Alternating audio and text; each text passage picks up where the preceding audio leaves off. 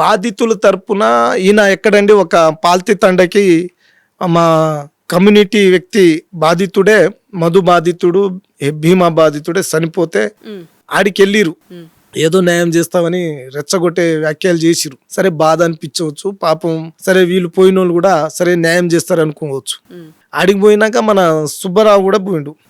ఆడికి పోయినా కూడా కోర్టు ఇడిచిపెట్టలే, అది వేసుకొని పోయి ఒక ముసలావిడతోటి ఈమె పాపం ఈ స్థితిలో ఉంది, వాళ్ళ మనోడు చనిపోయిండని ఈ బాధలో ఉందంటే సరే మంచోడు అనుకున్నాం. కానీ ఆమెకు సాయం చేయడానికి ఎవరైనా దాతలు ఉంటే సాయం చేయగలరని ఆయన మాట్లాడుతుంటే ఇంకా నేను మంచిది అనుకున్నా. అమ్మ ఇంత మంచి మనసు ఉందా అనుకున్నా. చివరికి ఒక నెంబర్ ఇచ్చాడండి. ఆ నెంబర్ కూడా నేను నిజంగా ఆ ముసలి ఆవిడ పెద్ద ఆవిడ ఆమెదా లేకుంటే వాళ్ళ కొడుకుదా వాళ్ళ కుటుంబ సభ్యులదా అనుకున్నా.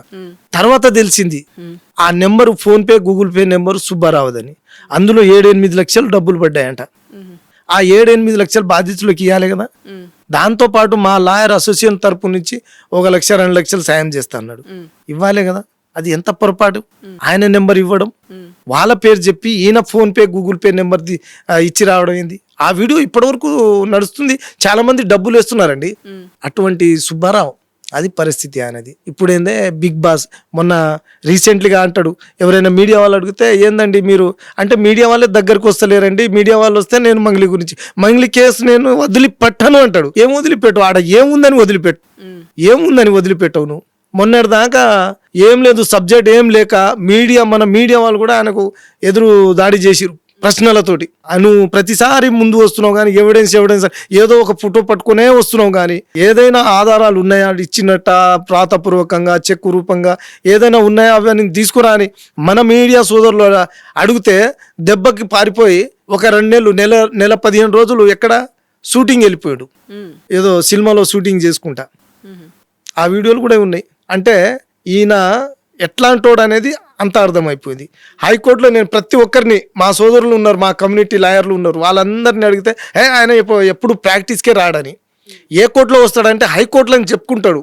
అంటే ఎల్ఎల్బి చేసిండు కానీ ప్రాక్టీస్ లేదు ఈయనకు. ప్రాక్టీస్ అంటే రోజు పోవాలి, ఏదో కేసులు తీసుకుపోవాలి, చేయాలి, వాదించాలి, న్యాయం చేయాలి. అది పరిస్థితి.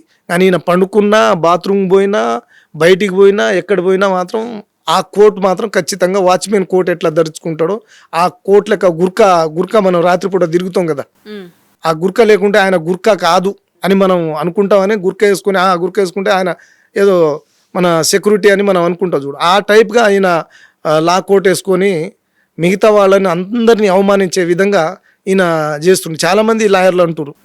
అంటే అప్పట్లో నాకు లాయర్లు చాలామంది అందరు సపోర్ట్ ఉన్నారంటే, లాయర్లు ఎందుకు సపోర్ట్ ఉన్నారు అంటే, సరే ఈయన ఎల్ఎల్బి చేసిండు, ఆ కోట్ ధరించి పంజాగుట్ట పిఎస్లో పోలీసులు ఆ లా కోట్ ధరించుకొని ఉన్న లాయర్ని అవమానించారు కాబట్టి ఆ వృత్తిని చూసి వాళ్ళు రియాక్ట్ అయ్యారు, సపోర్ట్ చేసిరు. కానీ సుబ్బారావుని సపోర్ట్ చేయలే వాళ్ళు. సుబ్బారావుని సపోర్ట్ ప్రతి ఒక్కరు అంటారు. ఇప్పుడు ఏదున్నా ఆధారాలతోటి మనం కొట్లాడాలి, కోర్టులో కొట్లాడితే అప్పుడు న్యాయం చేసి బయటకు వచ్చి రొమ్ము ఇడిచి మనం మంగళి తప్పు చేసింది, శిక్ష పడ్డది, నేను గెలిచిన అనాలి. కానీ ఈ సుబ్బారావు అనేటోడండి ఎక్కడ కాంప్రమైజ్ కాడు, ఎక్కడ వదలడు. నేను కోర్టులో సబ్మిట్ చేసిన, నాకు మంగ్లీ వాళ్ళు ప్లస్ వాళ్ళ మనుషులు అంతా కోర్టులలో ఆఫర్ ఇస్తారు. ఈయనకి ఎవరు ఫోన్ చేస్తారు, ఈయనకి ఎవ్వరు పట్టించుకోరు. ఇన్ని రోజులు నేను ఆయన పేరే చెప్పలే. సరే ఇప్పుడు మీరు చెప్తురు కాబట్టి ఆయన పేరు నేను యూజ్ చేయాల్సింది వచ్చింది. ఎందుకంటే ఆయన ఒక రోగి అని మేము ఇడిచిపెట్టినాం, మానసికంగా ఒక రోగి. కానీ ఆయన ఎప్పుడైనా ఇవన్నీ బయట వచ్చినప్పుడు ఖచ్చితంగా ఈయన చేసిన ఆరోపణలకు, ఈయన చేసిన ఒక గిరిజన అమ్మాయి, ఒక సెలబ్రిటీ మీద ఈయన ఆ అమ్మాయి మంగ్లీ గారి డ్యామేజ్ చేసిన, మా మంగ్లీ గారి కాకుండా మంగ్లీ కుటుంబ సభ్యులు కాకుండా మా జాతిని కూడా అవమానించే విధంగా ఈయన చేసిండు.